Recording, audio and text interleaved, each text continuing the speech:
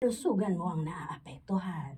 Umiinom naman po ako ng vitamins. Kahit na, importante pa rin ang pag-aalaga sa sarili.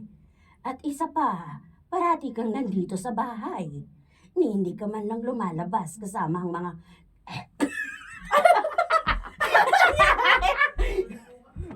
Inika. Isa pa. Sorry. Inika yung matanda. Ang dami kasi.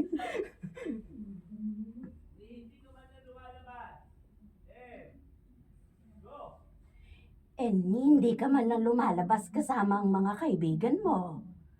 Nakakalimutan mong enjoy ng pagiging bata mo. Hindi naman kita inuobliga na magbigay ng pera dito sa bahay. Pero gusto ko po. Pangarap ko rin kasi, Lola, na yung nakukuha mong pension, isa yung sa'yo yun. Tapos, madadala kita sa mga magagandang lugar.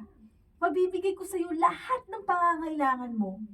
At higit sa lahat, gusto kong maging proud ka sa akin dahil natupad ko ang pangarap ko. Kahit hindi pa nangyayari yon, sobrang proud na ako sa iyo, Apo. Nakikita ko kung paano mo pinaghihirapan ng lahat.